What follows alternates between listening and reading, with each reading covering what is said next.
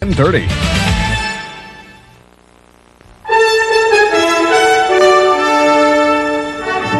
This is the CBS Evening News. Dan Rather reporting tonight from Los Angeles, where later in the broadcast I'll interview Senator Lloyd Bentsen live. Good evening. West German Chancellor Helmut Kohl ended talks in Moscow today with a stunning disclosure. He said he was told that the Soviet Union will release all of its political prisoners by the end of this year. If true, it would be the boldest sign yet that Mikhail Gorbachev is committed to at least some kind of new era in human rights. But Soviet officials have refused to confirm the report, and there is still confusion over who means what when they talk about political prisoners. CBS News Moscow correspondent Barry Peterson has the story. After 3 days of meetings with Soviet leader Gorbachev, West German Chancellor Kohl revealed what he said was a Soviet pledge. The Soviet side affirmed they will release by the end of this year all persons considered by the West to be political prisoners. But Soviet Foreign Ministry spokesman Gennady Gerasimov seemed taken aback by the announcement, finally saying the numbers weren't that large. Only dozens fall into that denomination. That's not the way the State Department counted it today. There are lists of more than 200 individuals incarcerated in the Soviet Union in labor camps, prisons, and psychiatric institutions for exercising their basic human rights. At a Rose Garden ceremony, President Reagan was upbeat about the news. I'm hoping that's true and will happen. Only a few hundred are believed still held in places like Siberia, where prisoners are set to work on civic projects, or in psychiatric wards where the Soviets now claim they keep only the truly ill. Estonian N. Tartul is among the hundreds recently released under Gorbachev's reforms. It's up really to the West to put on pressure, because I think that a few will be released in the beginning, and then if that satisfies public opinion in the West, the temptation will be to stop at the very small number. Gorbachev must now free the prisoners, say observers here, or he runs the risk of looking like a leader who makes promises in private he is not prepared to keep in public. Barry Peterson, CBS News, Moscow. It's official today. The Soviet Union says preparations are underway for final fuel-up of the Soviets' own version of a reusable space shuttle, the one they call Snowstorm. Blast-off scheduled for Saturday morning Moscow time. One big difference from the U.S. shuttle noted already, the Soviet shuttle's first flight will be on automatic pilot. No cosmonauts at the controls. In this country, 2 of the nuclear defense facilities shut down temporarily for safety and security lapses may close down for good. Defense Department correspondent David Martin has our report. Faced with estimates it will cost $70 billion to clean up the nuclear production plants, a draft of a Department of Energy report concludes it may be easier just to close some of them down. The report recommends phasing out both the uranium processing plant at Fernald, Ohio, and the plutonium reprocessing facility at Rocky Flats in Colorado. Last night, Colorado citizens weren't buying official explanations of what went wrong at Rocky Flats. We may not always be very good at explaining things, but we damn well tell the truth in what we're saying. A year ago, the Department of Energy's own inspectors rated the safety record at Rocky Flats as, quote, marginal to unsatisfactory. Last month, 3 workers were exposed to radioactive contamination. Yet the department has routinely awarded bonuses to Rockwell International for the way it runs the plant. In 1986, for instance, Rockwell was awarded a $3.5 million bonus. Rocky Flats is not an isolated incident. The manager of the Savannah River plant, where 3 reactors are shut down for safety reasons, received an $11,000 bonus for his work in 1987, even though, as this document shows, he had submitted a safety oversight program, which one official in Washington found unacceptable. Meeting production quotas, not safety, was the measure of success, and the bill is now coming due. There are emergencies that constitute a kind of creeping Chernobyl that go on silently and steadily, and will be going on for decades still to come. These plants are temporarily shut down, although Department of Energy officials plan to resume operations by the end of the year. But the rising tide of public concern could force a much lengthier delay in the production of material for this country's nuclear weapons. David Martin, CBS News, the Pentagon. Israeli warplanes raided 2 Palestinian bases in Lebanon today. 15 people, including a PLO commander, were reported killed. Meanwhile, Israeli-backed Lebanese militiamen launched an artillery barrage on a Palestinian stronghold. A PLO spokesman said they're expecting an Israeli ground offensive in the south of Lebanon, where last week a suicide car bomber killed 7 Israeli soldiers. A French drug company is taking its new abortion pill off the market because of public protests. The French government approved the drug last month. It was expected to remove the need for thousands of surgical abortions each year. But company officials said today they were shocked by letters of protest and a demonstration in Paris. One company source said, and I quote, "Public opinion is not ready for this product." Still to come on tonight's CBS Evening News from Los Angeles. David Dow in Alaska on the approach of Leviathan liberation.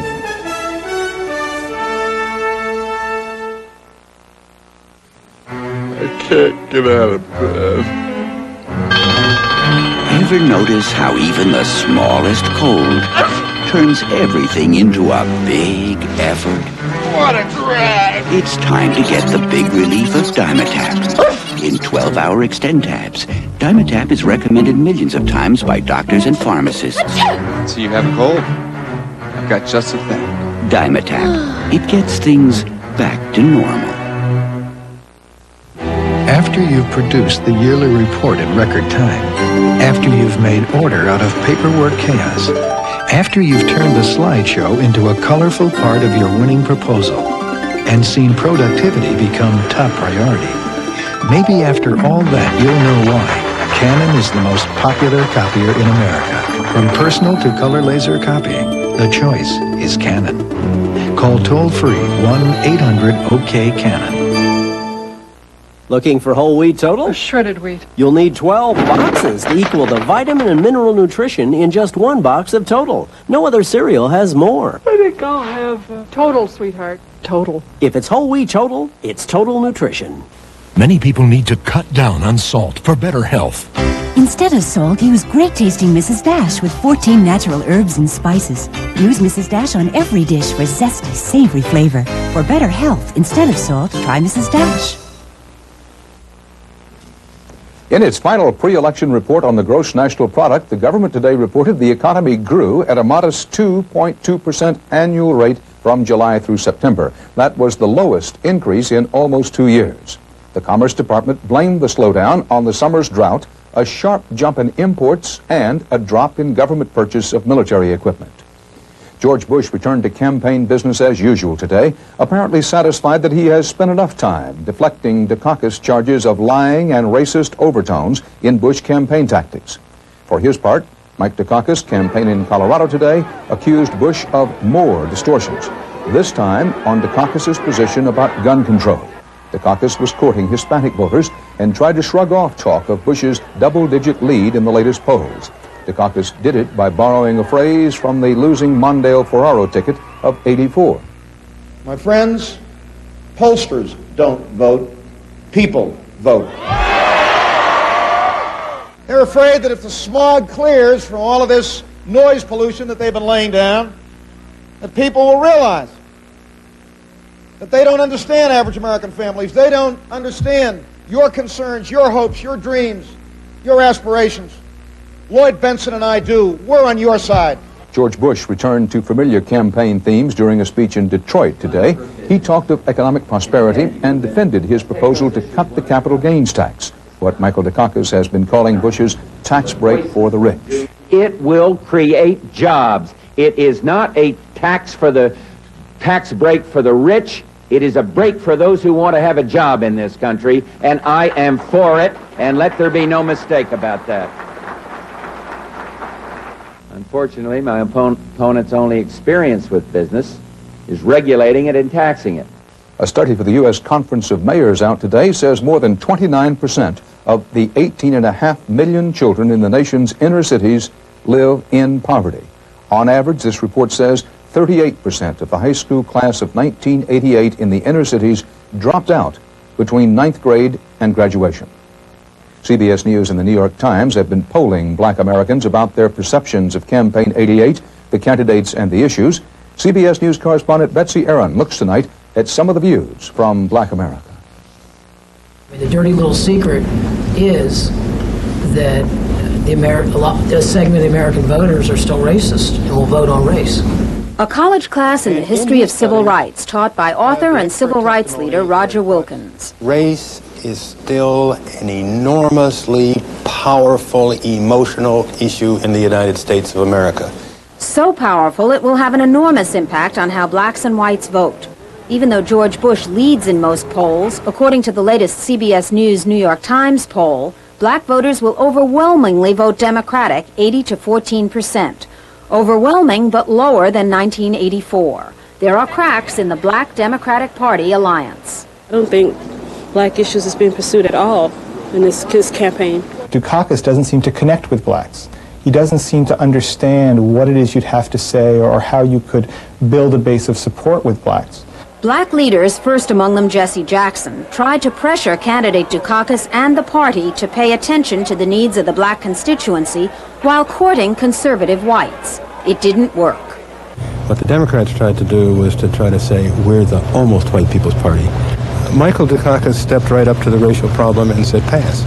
Still, black voters have strong negative opinions of George Bush. According to the poll, 67% of black voters believe President Bush would do not much or nothing for them. The figure for Dukakis is 13%. Only 10% of the black voters see a bright future. For either Dukakis or Bush, changing that perception will be an enormous task.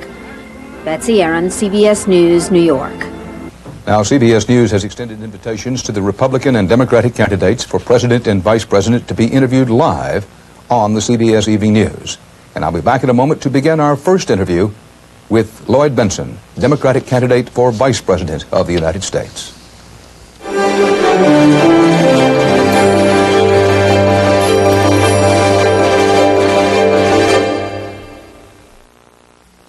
Choose to make a difference. Reach out and touch somebody's hand. Make this world a better place if you can. Every time you reach for MasterCard from now through December, we'll donate money to 6 worthy causes, and you can help choose where the money goes. Reach out and touch somebody's hand. Choose to make a difference. Choose MasterCard.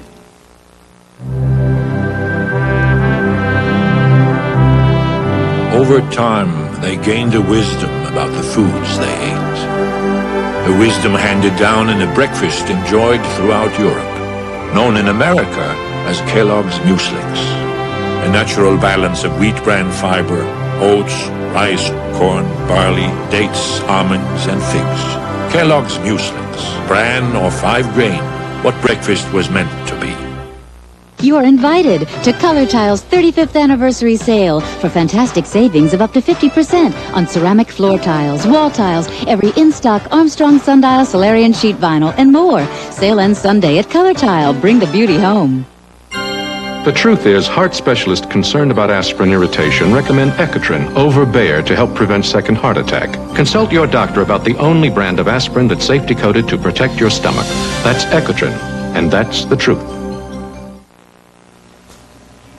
Senator Lloyd M. Bentsen of Texas is with us live here in Los Angeles. Senator, good evening. Thank you for being with us. Good to be here. You said last night, and I quote, "The kind of campaign these Republicans are waging would tear the heart out of democracy," unquote. And this week you opened the subject of racism when you agreed with the suggestion that there was a racial element, that's a quote, to the Bush-Willie Horton commercials. Question, is this your own brand of negative campaigning, or is it a serious concern? And if it is the latter, could you tell me specifically what in this campaign is racist? I was asked that question on a television show, and after I reflected on it, yes, I think you do have elements of racism. I've seen them take the picture of Willie Horton, publish it all over the country.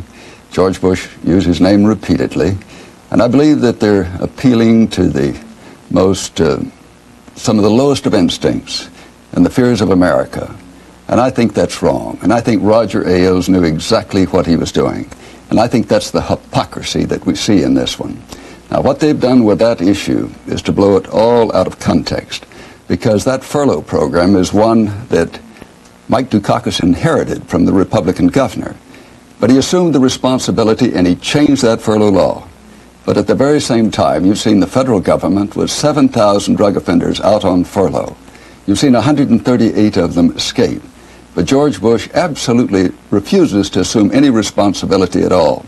And when you ask him how he's going to change it, he says, well, we'll talk about that after the election. But, Senator, can a person be deeply concerned about revolving door justice and laxity toward criminals, even when the criminal happens to be someone who's black, and still not be a racist? Well, of course he can. But here in this instance, you've seen how they've used his photograph over and over and over again. And Lee Atwater says when we get through with this campaign, they're going to think that Willie Horton is Mike Dukakis's running mate. Now, that's the kind of clever campaign and distortion that I think has taken place. Now, Harry Truman said that you can win elections by appealing to the best of the American people or to the worst instincts, and said you can win a few by the latter, but the country is damaged in the process. I think the American people deserve a better campaign than that. And I think what we have seen is a miserable campaign. We ought to talk about the issues. We came out of that convention talking about the issues that we think concern middle-income America. People that are having a tough time getting by. Used to get by with one paycheck in the family, now need two. Worried about that kid going to college. Worried about health insurance for their kids. Worried about excellence in education. Worried about dope coming into this country. And we started addressing those issues issue by issue. But I think they panicked. They saw us so far ahead in the polls after that Democratic convention that the image makers got together and said, don't you worry about that. We'll raise Mike Dukakis's negatives. We'll come after him with commercials, 30-second sound bites, and we will bring up those negatives. And they've been very successful at it. Senator, yes or no? George Bush, the man, a racist? No, I don't think so, no. You raise serious charges. Yes, but you see, what he's allowing to be done is to see Roger Ailes put these things together. And I think hypocrisy at work. These things being the commercials. That's right. And distorting the truth. And then George Bush allows it to be used. Now, he ought to root those things out. He sees some of his state organizations coming on with real trash. And those things ought to be denounced. And this idea of using Willie Horton over and over again, running the black photograph over and over again, I just think that's not the way to campaign. So, Senator, this is not a case of opportunism on your part and the Cox campaign's part. Dan, they started immediately after that Democratic convention. And frankly, I thought they should have been answered then. But my friend Mike Dukakis was incredulous. He just didn't believe that sort of charges for the distortions could stick. But they have, and they have hurt. And that's one of the reasons we're in the kind of a race that we're in now. And that's one of the reasons that we've had to answer these charges. Take them on. Clear up those distortions. That's what we should do and what we are doing. And then talk about the issues that concern America. Bringing America into the future. Saying that you shouldn't settle for the status quo. We've got some tough competition out there from an international standpoint. And the stakes are just too high to do otherwise. We can't coast into the future. I want to stay on point for at least this last moment on this subject, though, Senator. It isn't opportunism, you say. It's something you feel deeply about. If that's the case, can you tell me how many times since the Democratic Convention in July that you have appeared on the same podium with Jesse Jackson? Well, I don't know. I know I was just last week, I believe it was, that we worked together to address high schools and colleges across this country, talking about the concerns of America and what should be done about it, about excellence of education. And I'm scheduled to be meeting with him, I think, in California this week. I think the point here is, Senator, and I do want to move on to something else, I don't find a single time since the Democratic Convention you've appeared on the same podium with him.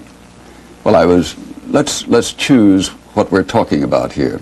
If you're trying to talk about a black person, I have been with Willie Brown a couple of times. I have been in the black churches. I was leading a rally in the black churches in Little Rock the other night.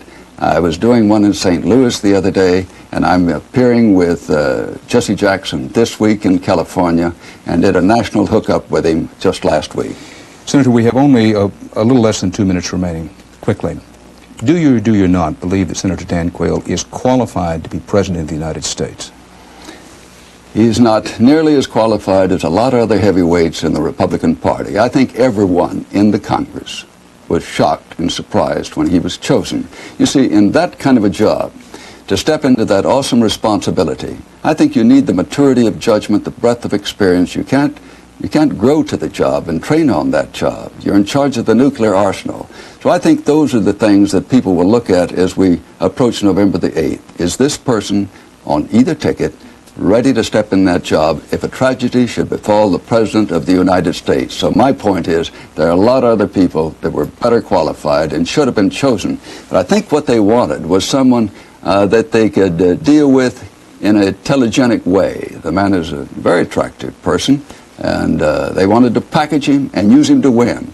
And the primary responsibility of a president or a candidate for the presidency is to choose someone that can step in and assume that job if that president becomes disabled.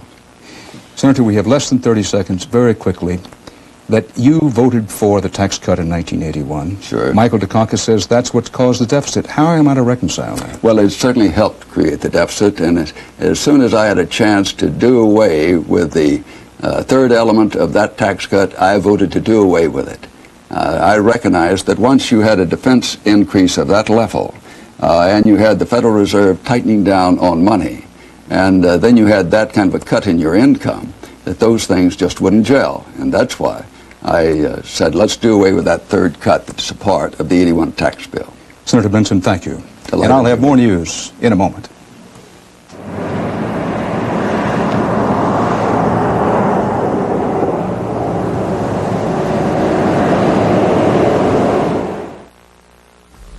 It hurts. Sinus pressure and headache. It really, really hurts. A painkiller alone can't stop it. A nasal decongestant alone can't stop it. Sinutab can stop it. Sinutab combines the painkiller in Tylenol with the decongestant in Sudafed to give you more than either one alone. Sinutab is the #1 sinus medicine for a good reason.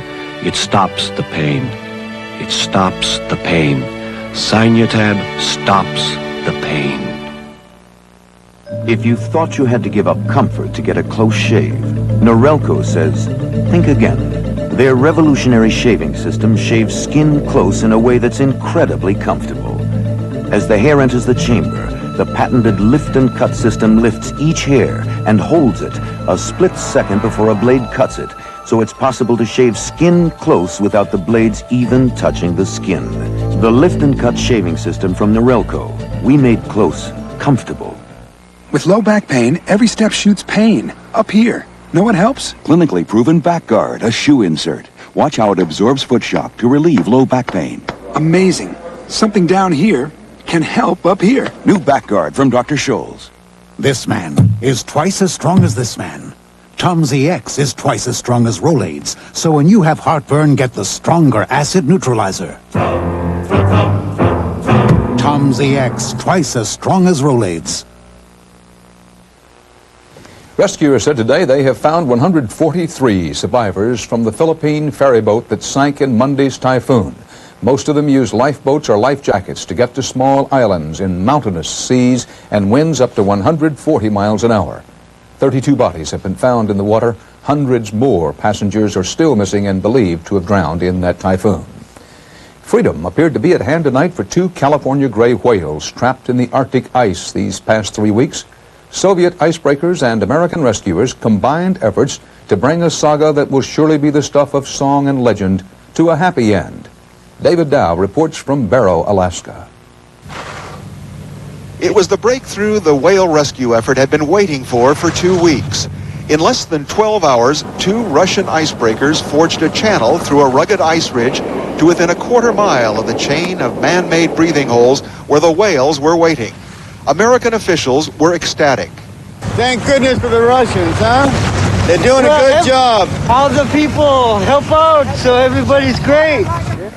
Native rescue crews worked excitedly to extend the whale's lifeline toward the channel carved by one of the ships. The holes detoured around shallow water, which for a time had stymied the whales. Now they seemed almost to be frolicking. Boy, I stayed with them all night long, and they just look wonderful. It's almost like they sense something's going on. You know? This afternoon, one of the icebreakers moved back into the area to clear out a final escape channel for the whales. The plan was to approach the whales, but still leave a short final stretch of ice to be carved out by the native crews, or by the Archimedes screw, an amphibious tractor that was standing by. Scientists who had brooded over the whales were in a buoyant mood. Some cautiously predicted that once free, the two whales would soon join the migration of other California greys, despite the disruption in their lives. It won't take very long, I don't think, before they realize they're in open water and they're ready to go. And may well head south. Should head south. Rapidly. Officials still hope to complete the whale rescue within a few hours to end what has become an international event topped off with a touch of glassness. Dan? Well, what happens to the whales? Do they just swim out now? Well, there's no guarantee of that. In fact, scientists were explaining that to me last night. There's the possibility they may have to use some kind of enticement. Perhaps they will have to use some whale sounds they have on recordings submerged in the water to draw them along this channel that they're carving for them. Incredible scene to imagine. Are the whales any worse for wear, David? Well, one would think so, except this morning when I saw them and when everybody else saw them, they seemed to be almost, if you can ascribe such things to whales, anticipating their freedom. They seem to be more energetic, livelier than yesterday, than at any time during the last few days. Any guess as to how much all this costs? There's no final firm estimate of that yet. A lot of the equipment, a lot of the fuel that's been used in it was donated. However, just two governmental agencies, the North Slope Borough or County and the National Guard, estimate that their costs together have now exceeded $700,000. Thank you, David. And that's tonight's CBS Evening News. Dan Rather reporting from Los Angeles. Tomorrow we'll be in Kansas City for a live interview on this broadcast with Democratic presidential candidate Mike Dukakis. See you tomorrow. From Los Angeles, good night. See this phone? This is my store. And for years, my store was at the mercy of AT&T. But now, with MCI, I finally have an 800 service that charges me only for the actual distance of the calls we get, and can tell me where every one of those calls is coming from. And that makes this a better store. Until you call, you'll never know how much better a long-distance company can be. MCI. Let us show you. You want a car that will take you back and forth to work, not back and forth to the shop. You don't buy a new car to have problems. In quality, Chrysler has the lowest average safety recall record of any American car company, lower than GM and Ford, and even lower than BMW and Porsche and Volvo. Our quality programs are paying off. Quality is your right. We intend to see that you get it.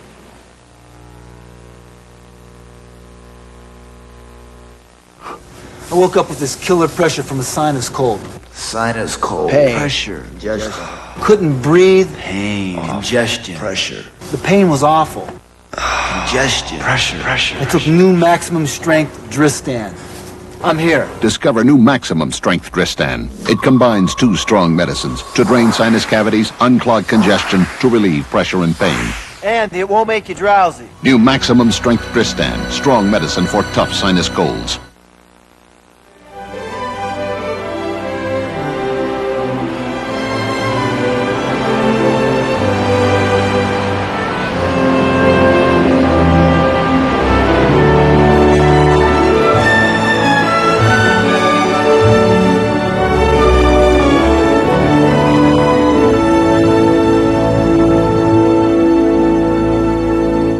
This is CBS.